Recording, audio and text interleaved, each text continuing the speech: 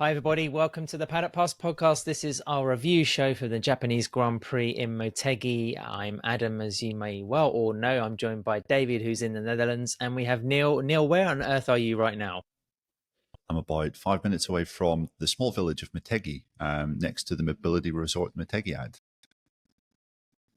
Okay, so not too far away from the track at all. Then, I mean, from what we sort of hear at the Japanese Grand Prix, it can be a bit of a hike. I mean, almost Aragon style Motorland, but you're right next door, so that's a bit of a result. Yeah, exactly. I called upon some very useful dormant accommodation this weekend, which means that I'm staying about 10 minutes from the track, which has made it, a little easier getting in the mornings, especially when the jet lag has been kicking in as hard as it has been. It's I mean, it was your first time in Motegi, right? I mean, how can you just give us a summary? Because, your photographs, especially on Twitter, of a visit to the Honda Museum as well were fantastic. I mean, the array of machinery and memorabilia there was just outstanding. I mean, super tempting to jump on that trip and perhaps go next year. Yeah. No, it's a cool place. I don't really know why it's taken me so long to get here, to be honest. It's a bit rural and a bit remote, but we're about 2 hours from Tokyo. I think two hours north of Tokyo. We're kind of in the mountains, so as you saw, anyone that watched the sessions over the weekend saw the weather can be a bit temperamental, but it's definitely got its own vibe, and there's lots of little peculiarities slash charms about the track, which were pretty numerous and pretty cool. So I personally enjoyed walking in the mornings. They were playing this kind of lovely, serene, ambient music over the PA system, which is kind of like when you played those Final Fantasy games as a kid. It's kind of like the music they played on that. It was a nice kind of alternative to the crap like AC/DC playlist that they seem to play at most circuits. Yes, the bog standard heavy metal classics. Exactly. Dave, we've been working, completely the other way around in terms of the timetable and everything else. For fear of putting like an explicit certificate on this podcast, how have you been coping? Not very well. Not very well at all. This isn't the worst one, though, I have to say. I have to say that Philip Island is the worst one when they start racing at 6 o'clock in the morning, which is just not. Nobody should be awake at that. I mean, my father used to wake up at 5 o'clock, or I think 5:45 every morning, and then bang on about it being the best part of the day. And every time I've tried to do it, then it's been very much the worst part of my existence, being up at that sort of time. So, I mean, we're going to come on to it, but watching this morning's race didn't make me feel any better about getting up so early. Yeah, and happily for you, the Australian Grand Prix is coming up next. Yeah, I'm really looking forward to it. I mean, it's such a magnificent, genuinely such a magnificent track, but it's in the wrong place. It should be just outside Southport or something. A quick reminder, guys, before we head on, that the Paddock Pass podcast is backed by KTM, as well as Fly Racing and Rental Street. If you have a street bike and you in need of an accessory, or you want to make an upgrade, then head over to rental.com. Have a look at all the wares they have on offer through their comprehensive portfolio, and find something that will suit your road bike. Guys, let's move straight on. Let's crack on with our review of this Grand Prix. Dave, over to you first. What's kind of your grade for the Japanese Grand Prix? Well, I'm going to be generous and give it a 4, because the sprint race was actually quite good. It was quite interesting, and obviously qualifying was absolute chaos, which, as we all know, I'm a big fan of. But the race today was just absolutely dour. It was a proper grind. It was, I suppose, illustrative of the modern state of MotoGP. Everyone in their place, and a place for everyone, and everyone in their place. Everyone got into place and then followed each other around for the best part of. Well, I mean, there was a few exciting laps, and then everyone got in their place, and then that was it. And then I think you could tell the state of it by Enea Bastianini afterwards complaining about Brad Binder getting in his way because he was obviously slower than him. And I'm thinking, Enea, mate, that's what racing is. Racing is trying to beat the person you're up against. He's allowed to try and stop you from getting ahead. So yeah, it was dire. Neil, you've been chewing on sushi for the better part of a week, so I'm going to come to you last. I'm going to give my grade, and I initially had it down as a bit of a 4 or 5, but I'm going to give it a 6, just for the novelty factor. Also, the fact that we did have David Alonso crowned in Moto3, a 10th win of the season, 4 rounds to go. I mean, that's an exceptional achievement in itself. Okay, perhaps not kind of concretely identified with Motegi in the Japanese Grand Prix, but it's still something quite memorable. The Moto2 race was pretty exciting as well in terms of the outcome and the circumstances based around that. And MotoGP, I agree with Dave's sentiment about the entertainment factor of the race, but then Pecco Bagnaia's latest display, I thought, was one of his best races of the season amongst quite a few candidates. So I think I'm going to give it a 6. And I'm just happy that actually there was a point where I did hope it would rain, but then it didn't. So, that could have just made things extra messy, extra chaotic, perhaps. But yeah, anyway, a 6 for me. So, Neil, go on, Dave. I think part of the reason it's so dire is because everyone is so good. This is the other problem. Pecco rode a fantastic race. Jorge Martin, for me, was the rider of the weekend, because he qualified so badly and did so well in the sprint in the main race. Mark doing things on the GP23 he has no business to, Anea making a strong comeback.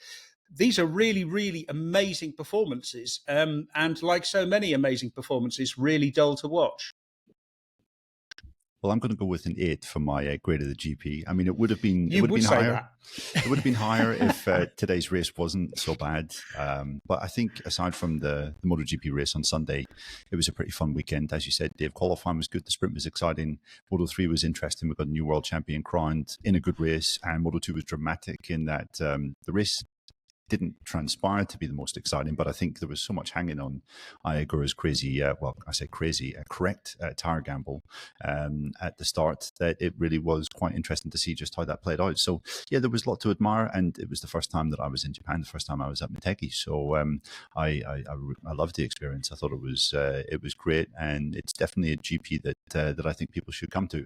However, if I was in your situation and I had woken up at 5 a.m. to watch that MotoGP race, then I think I would be a good deal harsher. I wasn't up at 5 a.m. It was 3:30 for me now. So that, coupled with the fact that I'm missing the Motocross of Nations this weekend in the UK, and I've got 24 hours to finish this bloody book, means, some of my grades and estimations of this Grand Prix might be slightly off. But moments of the Grand Prix, I'm going to go first. I'm just going to say Manuel Gonzalez's move around the outside with slick tires, just shredding the rest of the pack on wet tires who are kind of shredding their own tires, was majestic, and it just showed the absolute performance difference of taking a gamble in those circumstances. So that was my moment. Dave, what was yours? I mean, my moment was Pedro Acosta's second crash, the crash on Sunday. The crash on Saturday is sort of excusable. Conditions were a lot trickier. He was pushing to make a gap, and I think just at that moment there was a few spots of rain. Maybe the humidity rose a little bit and made the asphalt just a little bit slicker. But on Sunday, crashing out of second place. I mean, it's clear that he really wants this. He could feel that sort of the winning there was the chance to actually win one, but he made a big mistake, and he shouldn't have. He had to stay on. That, I think, sort of summed up a lot. Also, he's just completely outperforming the KTM at the moment. Neil, we've seen photographic evidence of the Japanese public kind of talking to you and looking up to you like some lofty god. Your height, obviously, in that region of the world, giving you a status that, we just tend to ignore generally in Europe. So was there any kind of strange reverence in your moments, or are we sticking on the track? I mean, there were plenty of interesting and fun moments that I've had kind of off the track. I mean, pretty much every single meal that I've had outside the track has been spectacular. First afternoon in Tokyo, but that's not really race related, but that was pretty fun. And getting to go outside and watch trackside for qualifying one yesterday, and also during warm up this morning was also fantastic. At the end of the front straight, you're basically allowed to watch just at the inside of the track where they're peeling in to go into turn one. That was really cool.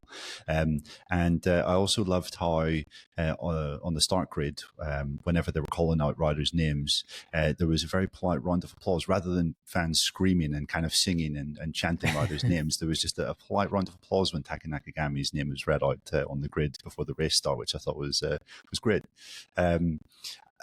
The cynical side of me would say my moment of the weekend was when the checkered flag came out for the MotoGP race today on Sunday, because it put an end to what was a pretty dire contest. It was all out of our misery, yes. You said it was an 8. There was someone sat next to me in the press conference who was watching American football in the final 10 laps of the MotoGP race. It was that enthralling. But college football. I mean, not even an NFL game. It was a college football game. So, yeah. Yeah, but I'm going to push that cynical edge away for the time being. And I'm going to say qualifying, because it was probably the most dramatic qualifying session that we've had so far this year. It looked as though Marc Marquez had taken pole position with a new lap record. Pedro Acosta was second, and when we found out that Marc was had his lap time taken away from him, we saw just how kind of angry he was, because it happened. He got the signal, and we all were told that his lap time had been cancelled. I think around 3 or 4 minutes after it had happened, and Marc didn't have any more time to go and set another lap time. There was an issue, I think, with the software. There was a small glitch in that. I think race direction, normally it happens automatically where people get notified if they've had a lap time cancelled.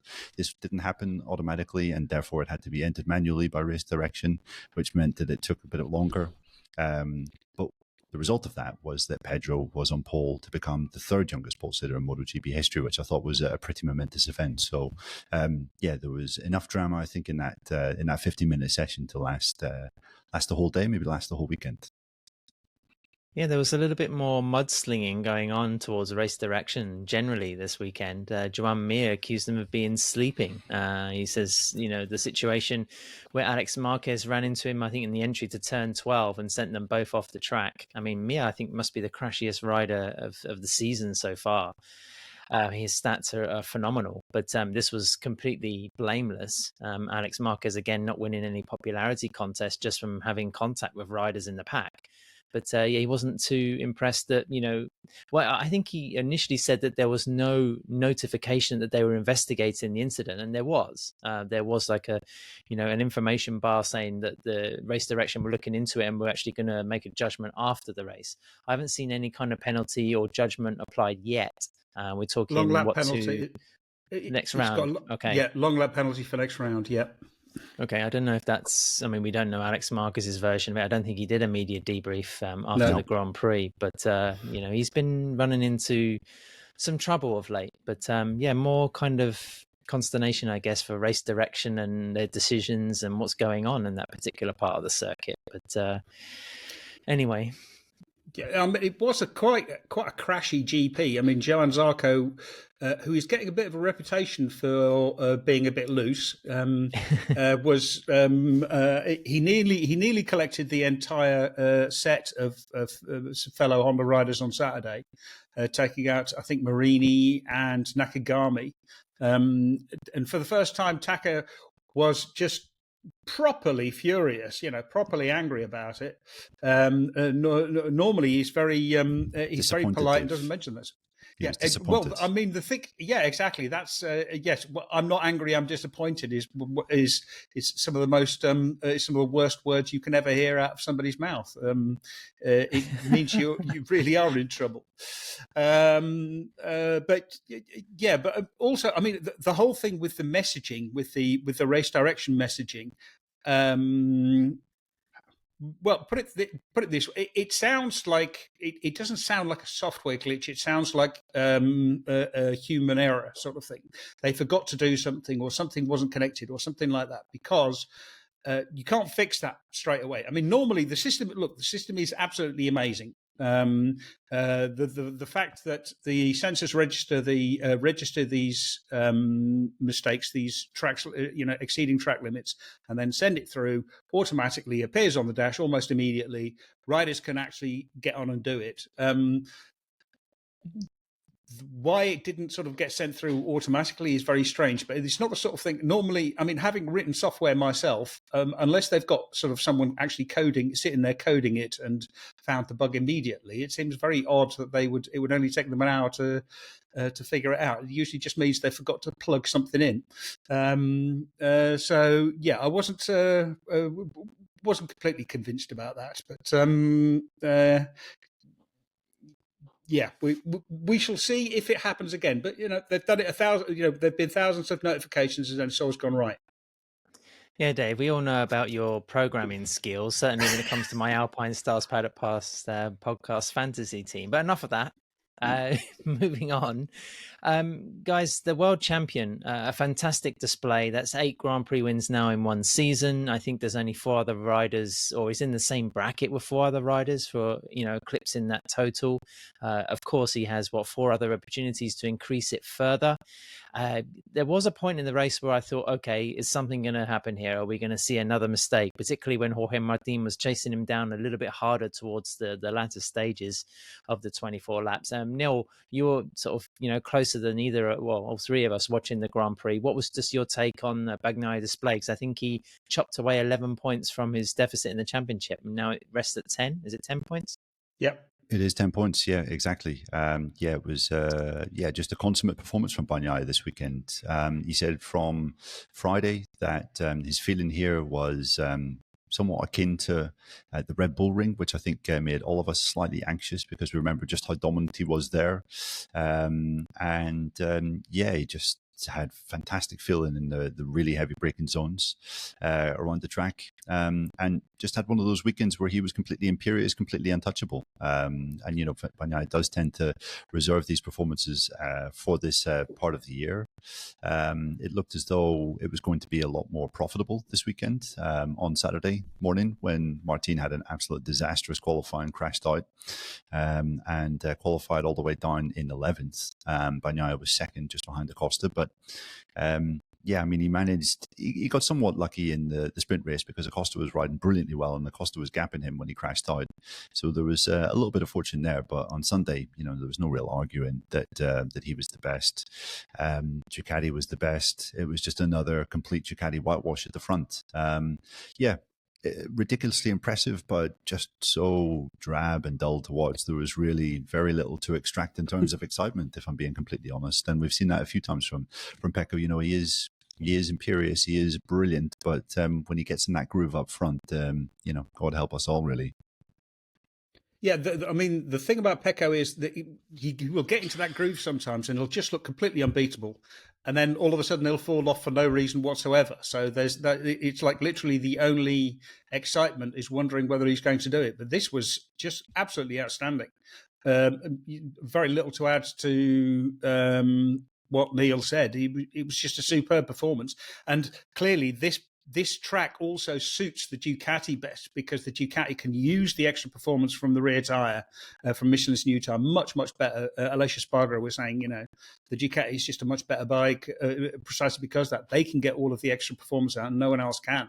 It also brakes extremely well. And so it was sort of tailor-made. But yeah, Bagnaia just did almost nothing wrong this weekend.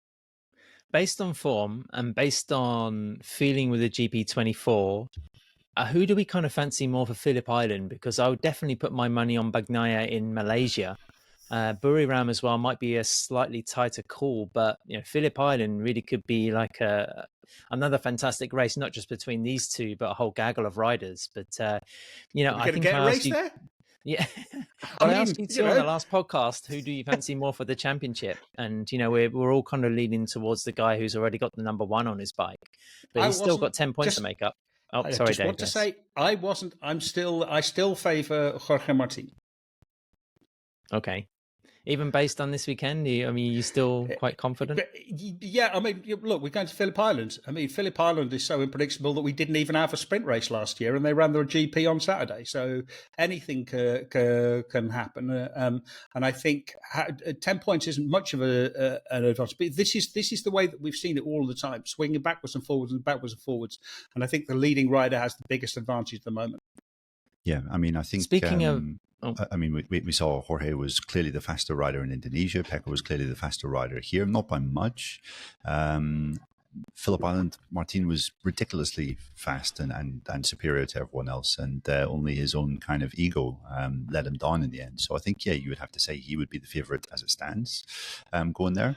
And you know, we should probably mention Jorge just because it was a brilliant ride. 11th to second is quite ridiculous, and to come home just in inverted commas 1.1 seconds back of Bagnaia, even though it felt like about 50 million times that amount of advantage between the pair, or amount of time between the pair on track. You know, it was still a great recovery ride. While Motegi wasn't a strong track for the Aprilias, it was for the KTMs. I mean, Dave, you were talking about Pedro Acosta earlier. That was his most competitive Grand Prix. I think he was talking about being sad in his media debrief afterwards, but also quite encouraged by the fact that he could take that pole position, you know, and was running up there with the Ducatis. Brad Binder as well, looking pretty strong. But then I think he had he tried to get his tyres up to temperature, and then they dropped off in the last 6 or 7 laps. That's why he lost a position to Franco Morbidelli. This could be a slightly freaky situation with the KTMs. I wonder if we're really going to see that kind of competitiveness again in Australia. Again, to sort of cross compare with the Aprilias, Maverick Vinales was saying in his debrief that, you know, there's 2 tracks in the whole calendar that they really look forward to just because of the characteristics of the RSGP, one being Cotta, which he won at, and the other being Phillip Island. So you imagine that the black bikes are going to be maybe swapping places with the RC16s when we get to Australia. But anyway, it was good to see a little bit more of another brand showing something, right? Yeah, 100%. I mean, Pedro Acosta and Brad Binder really stopped this from being a complete Ducati whitewash.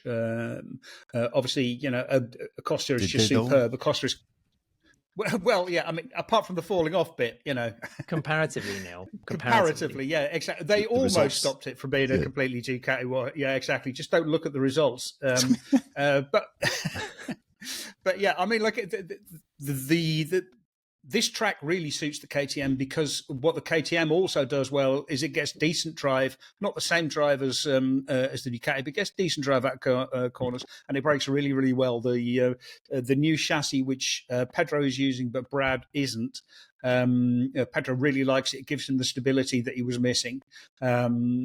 And so I think, so for example, you know, like Thailand and Malaysia, you sort of think, well, you know, the KTMs will be up there again. I think you're right about Phillip Island. I think we're much more likely to see the Aprilias there because it's much more of a flowing track, and it's those flowing tracks where the KTMs have struggled. But then on the other hand, Phillip Island is much more about the rider. You know,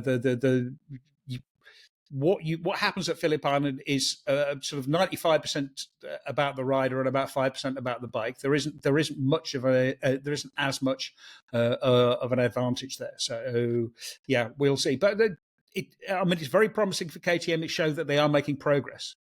Neil, should Acosta have done better? I mean, he admitted he made a mistake in the sprint. He shouldn't have fallen off. Yeah, well, he also made an error today because he said he was trying to line up a pass on Bagnaia by taking a slightly different approach to that section. I mean, how fast he was, and he's not a complete rookie now. I think he was somewhat sublimely confirmed as the rookie of the year on Saturday before Q2. But, you know, I maybe he will be pissed off with himself for dropping the ball here.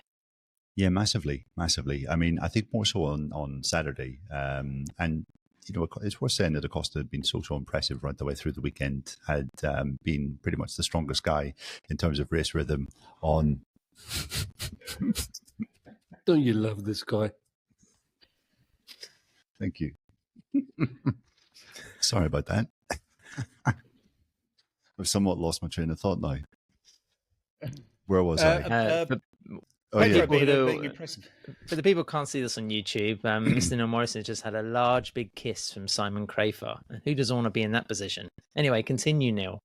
Yes. So, right the way through from Friday, Acosta was ridiculously impressive, looked so strong, looked maybe even the strongest in terms of race rhythm, and carried that into the sprint on Saturday. I kind of had the impression that he was looking at the rest of the calendar and was weighing up his chances of victory towards the end of the year, and this really was the place I think that offered up the best opportunity for him and KTM, because this is such a good track for the RC16. They've had such a strong kind of past here, and Pedro is a guy that is able to extract the best out of a late braking machine, in kind of a track with heavy braking zones. So he was absolutely on it, but the one big thing for him going into Sunday was that he had never really tried the medium tire, which everyone was on Sunday except for Taka Nakagami. And I mean, looking at the performance of, Brad Binder, where was he? He finished way off, like 18 seconds. Yes, he was in sixth, but 18 seconds off the victor. It was going to be a tall ask for Acosta to stay with Bagnaia and with Martin. And I think just with what had happened on Saturday, where he was superior to those guys when he was using the soft rear, he clearly was just thinking, right, I have to try and stay with these guys. Maybe even had ideas above his station, and was just pushing on. Brad Binder was saying he had lost the front end in a massive way at that exact spot where Acosta crashed the lap before Acosta did. So it was clear that both of those guys were on the absolute limit, having to, try and stay with Ducatis early on. So yeah, I think there was maybe a little bit of naivety there, that he was probably expecting to go with Bagnaia, when I don't think it was going to be possible for the KTM package today. But you can't criticize him. He's not fighting for the championship. He's going out there fighting for the best possible results. And we've now seen this in the last couple of races for Acosta. We saw it in both the Misano affairs, where he crashed out, trying to stay with the Ducatis. Indonesia, magnificent to come home just over a second back of Martin. And this weekend, I mean, generally speaking, it was really, really disappointing that he crashed out of both races. But I think we saw enough in his performances through practice and in qualifying and in the sprint, to show just what a kind of talent that he is. And if there is a year to make these kind of mistakes, then it's definitely his rookie campaign. Dave, Marc Marquez got onto the podium for the 8th time this season, I think, and there's now only 2 points between him and Nea Bastianini in the chase for third in the championship, which you have to be realistic about, and that's going to be the main goal for both of those riders. But perhaps Bastianini has a case for being on the podium. I mean, it seemed that Mark may have clipped some track limits on the last lap, or there was talk of that post-race. Yeah, there were two riders who clipped the track limits at turn 4. I forget the other one, but they were much further back, so they were not quite as relevant. But yes, he clipped the track limits. The point about all these track limits things, especially, is about whether you gain advantage. Afterwards, we got the explanation from Race Direction saying, if you are less than, you either have to suffer a clear disadvantage, so that means like properly running wide and losing time, or the advantage you gain has to be sort of so small in compared to the rider, the riders around you, that there's no point giving you a penalty. In this case, Enea Bastianini was, they drew the line at half a second, because you've got to draw the line somewhere. And in this case, Enea Bastianini crossed the line 0.536 seconds, I think, behind Marquez, and so he was just ruled out. I think there was a certain amount of rancor in Ducati about that. They were not entirely delighted with that, but it seems fair. I mean, at some point you have to draw a line somewhere, because if it's 3/4 of a second or a second or a second and a half, at some point just touching the green is not enough of an advantage for you to deserve to lose a place. Yeah, I think Brad Binder was the other rider, Dave, and he just won out in a fight with Marco Bezzecchi on the final lap, and it was a similar thing where he came home, I think, 8/10 clear of Bezzecchi, so he got off the hook and didn't have to drop a position. And just a quick word on Marquez. I mean, it was a phenomenal ride in some respects. Yes, okay, he was third and he had nothing for the top two, but considering where he came from in the grid, considering his early progress, he didn't have quite as clean a way through to the podium places as Martin. Martin made rapid progress, rising from 11th to 2nd in just 3 laps. Mark had a bit of back and forth with Binder, Jack Miller, Enea Bastianini early on. And we have to remind ourselves that he's on the Ducati GP23. And when you just look at the classifications, I mean, aside from Marquez, the next best non-Ducati GP24 rider was in fact Brad Binder. He was 18 seconds back at the checkered flag, 18 seconds, which, modern day MotoGP is a massive, massive amount of time. I mean, 3 years ago on MotoGP, 18 seconds covered the top 15 riders, the top 20 riders in certain tracks. So, I think Mark was able to do some pretty ridiculous things yet again, and clearly is showing his level, even if he's not getting the headline results. I think these third places where he's kind of in the fight with Enea Bastianini or with Jorge Martin on occasion, I think is showing that Mark is riding at an exceptional level. Yeah, I mean, one of the reasons he was so annoyed about losing his pole lap was because for the first time he had a really strong qualifying and he didn't crash. And if they've finally solved qualifying, then I think that changes the picture of MotoGP a lot. It means that this is the last bit of the puzzle which Mark has been missing, and I think that's going to change going forward. Yeah, and I think he said after the race in Parc Ferme when he was talking to Simon Crafar, super boring race. He was asked about this in the press conference afterwards, and it was that kind of Austria situation where he said basically it was so difficult to manage the front tire and the front locking going into the turn that you had to be quite careful there. And if you were behind another rider, your front tire pressure could jump through the roof, and that would make it very, very difficult to stop your bike.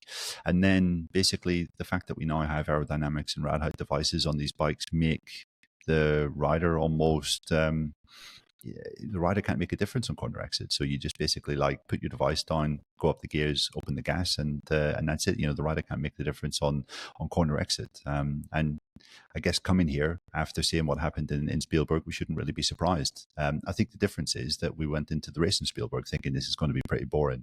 After the sprint, I think we all came into today's race expecting a nice fight between Bagnaia and Acosta for the victory, and that just didn't quite happen. So I think that's maybe where some of the disappointment lies. Props also to Bastianini very quickly, just after recovering from that crash on Friday. Obviously, the crash in Indonesia last week as well. I thought that was a pretty kind of mature, a Grand Prix from him. And he did try to sort of rally the rear wheel of Marquez as much as he could towards the end. So the fight for third place is definitely not over. Just before we move on to winners and losers on this particular podcast, a reminder that we have a Patreon channel if you haven't already joined us. Paddock Insiders to a particular level can get our Paddock note shows. So if there's any kind of talking point or little theme that we've missed in this particular podcast about the Japanese Grand Prix, then sign up, go back through the archive, and you can listen to 20-25 minute shows that we produce daily from the circuits.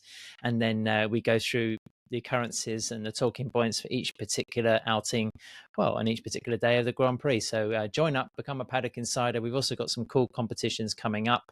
We'll be taking questions from our patrons for our weekly show, which will be a little bit later than usual this week on account of the 1 week break, before the Australian Grand Prix. But we will be taking those questions. So we have a Discord channel where people can interact. Which is on fire, Discord has been great this weekend. Yeah, it's been a sort of very vibrant community. So join up with us on Patreon and then, jump into the scene. We've got Paddock Pass Podcast. There's a lot more going on than just sort of three amateur hacks trying to get through a podcast every couple of times a week. But Sorry, a 1 week break. What's that again? It's this thing where it's like Saturday and Sunday where most of the world kind of slows their rhythm, Neil, and has some time off. It's actually going to happen, believe it or not. So enjoy. Right. I'll believe it when I see it. Listen, one other kind of big talking point, as we mentioned from today, was a new world champion in Moto3. But I'm going to move on to winners and losers and say that David Alonso, for me, is a clear winner. A fantastic season, fantastic team, motorcycle, a real exciting prospect. And I think it might be Nico Tirol who was, being interviewed post race and said, don't put too much pressure on him, don't go too crazy. Maybe that was something that affected Izan Guevara a little bit. He's had two sort of very unremarkable years now in Moto2. There's a lot more evidence that David Alonso is a different ilk of rider. Seems to have a lot more about him in terms of what's necessary behind the scenes to become a great Grand Prix rider. But a fantastic performance today, and I think there should be a lot of hype around this kit because deservingly so.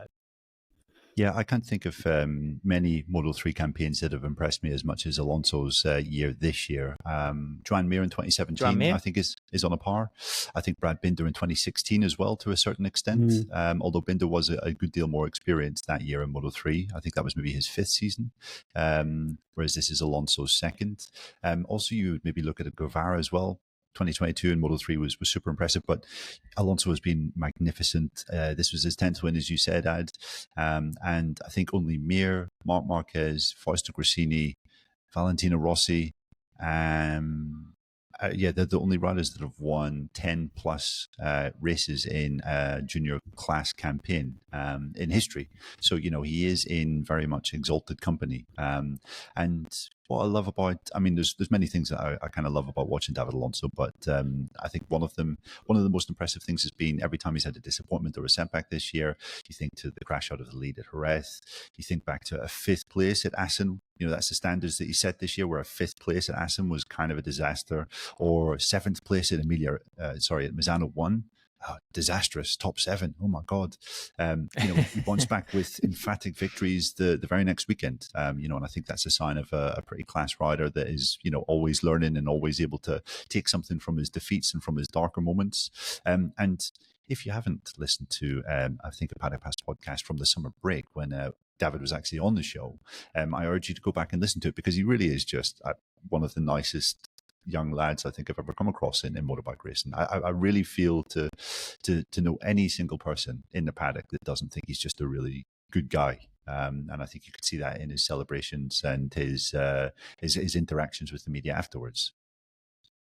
Considering we're talking about Moto3, Dave, you got anything to add? Well, yes, because we've been talking a lot about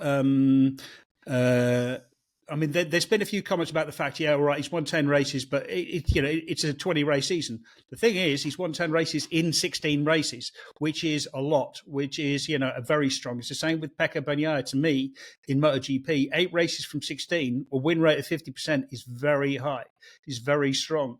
So yes, he'll have won 10 races in a 20 race season, but he's done it in a much shorter period.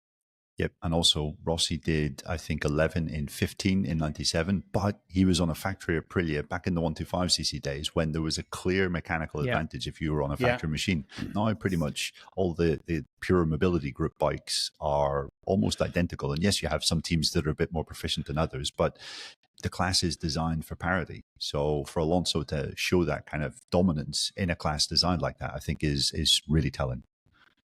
Yeah, and the Aspar team is class. I mean, the Aspar team is just one of the absolute top teams, and they absolutely deserve it. It was also interesting. I think Jorge Martin, both Pecco Bagnaia and Jorge Martin, were saying, congrats to the team because they deserve it too. Yeah, Joan Mir, you could argue, had a dominant package when he won the World Championship. Brad Binder, for sure, had the fastest KTM and the most accomplished team at that particular time as well, 2016. It was only 4 years before when they won the inaugural Moto3 World Championship. But Dave, who was your winner? Well, my winner is fairly obvious because it's the manufacturer with all of those bikes up at the pointy end. Ducati. This just absolutely demonstrated just how far they are ahead of the competition, just how well that bike is working, and that they, this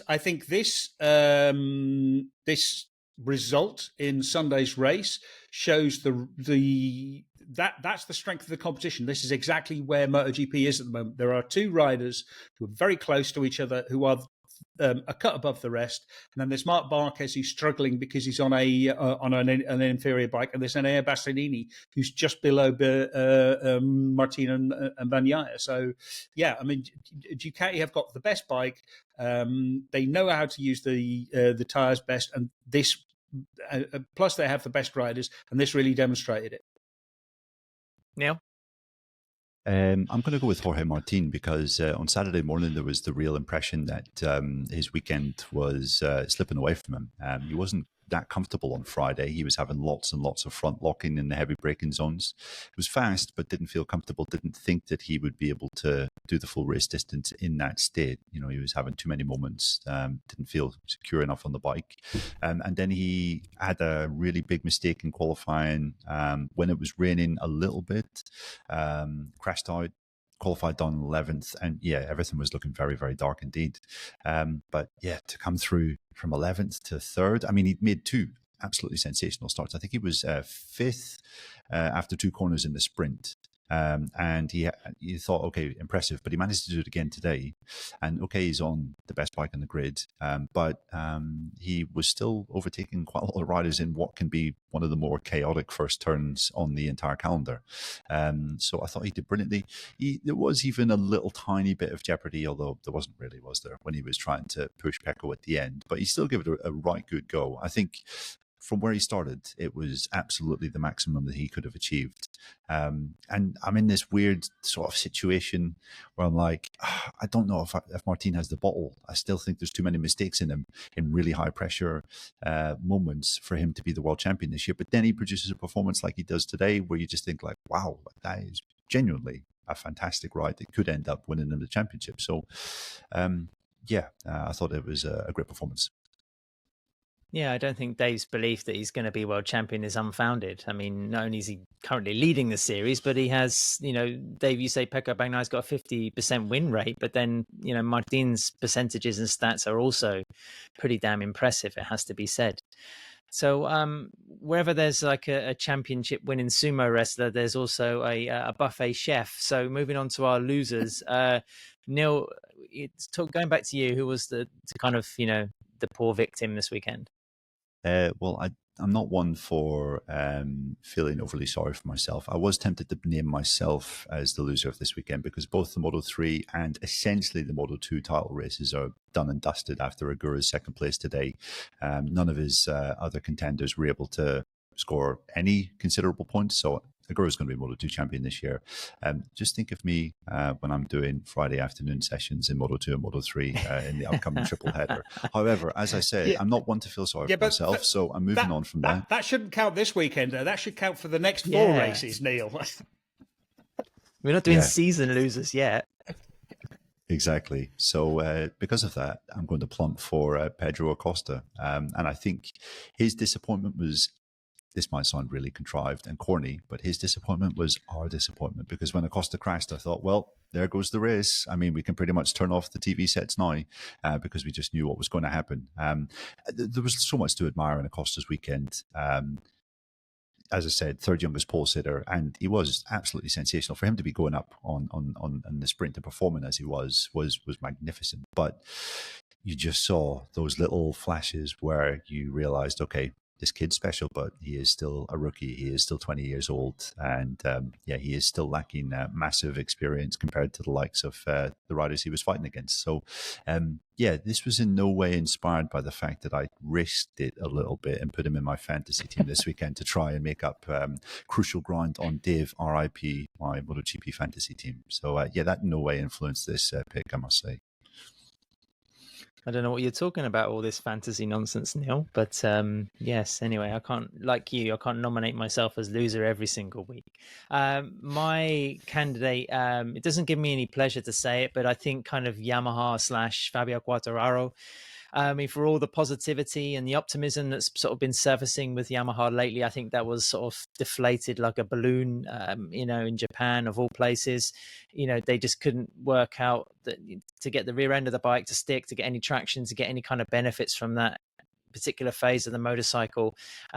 Listening to Quartararo's debriefs over the weekend, he's been kind of short, angry, frustrated.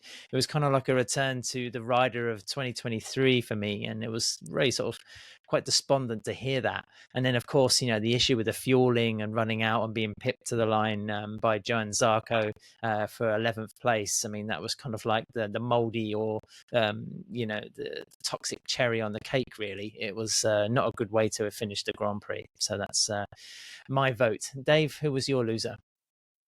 My loser is Maverick Vinales, who, like Neil, this is just revenge for my for me putting him in my fantasy league. Front row qualifying all through the weekend, saying I'm really, really, feeling really strong. We've got a really good weekend. Everything's going to be great. And then what happens? Well, first of all, he can't get his ride height device unstuck in the sprint race, and he rides around sort of mid pack nowhere. And then he crashes in the Sunday race. It was just, it was a very difficult weekend for Aprilia anyway. You really felt that there was a certain amount of fraying at the edges. There was a certain amount of irritation starting to come through, especially as riders near the end of their contracts, they are starting to lose sort of the hope. Not just hope, but also sort of the what do you call it? The muzzles are coming off. No, the muzzles are coming off. Like they're not sort of. They're a lot less worried about being told off by the by PR people. They're just going to sort of sit there and slag stuff off. So yeah, that is. That's happening, but Maverick. It was just such a Maverick weekend. Front row start. He should have been on the podium, given his form, and he manages to completely, bollocks it up. Yeah, no, he shouldn't have been on the podium, Dave. I think that is, I think that's a bit unfair. But one of my favourite parts of the weekend, maybe I should have said this was the moment of the weekend, was after the sprint yesterday. Maverick was going around saying, "Yeah, the front ride height device wouldn't disengage going into the first turn. Really hamstrung me for the first part of the race." And you said riders are unmuzzled. PR people are becoming unmuzzled as well, because the Aprilia PR then went around to every single journalist and made sure that they knew that it was a rider error to disengage the the front device, not mechanical error. So yeah, that's what 3 in a row does to folk. Yeah, exactly. This is why we're not having any more triple headers, because literally they would be at some point. You have too many of them, then they start sending people home in body bags. Yeah, start getting a bit catty. Goodness, what's going to happen by the time? Just for the best that we're all in different countries and different cities, lads? Well, listen, speaking of which, just before we wrap the podcast, Neil, what are your movements in the next few days? You heading straight to Australia, or are you going to be in Japan a bit longer? Yes, going to Tokyo on Monday, I'm going to be there for 4 days, and then heading across to Sydney, which is a city I've never been to before. And then down to the south of Australia for Phillip Island. So yeah, looking forward to that. Can't wait to spend some time in Tokyo. Seems like a fantastic place, and gonna enjoy there for the next few days. Dave, for you, is it a couple more days and weeks before the weather really turns in the Netherlands to be able to get out on the BMW?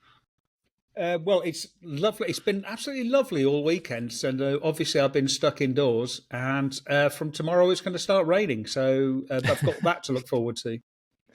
Well, I'm actually looking forward to getting this book project finished. So that'll be like 11 months of work and thinking and energy. So that's my plan. And then, like you say, Neil, this rare thing called a weekend off. No motocross, no racing, no big projects. So yeah, normal life. But before we get to the weekend, we will have another podcast. Yes, let's not get too cynical. We will have another podcast before the weekend, and of course next week as well, heading into the Australian Grand Prix preview, the next triple before we descend on Valencia and finish the whole thing off.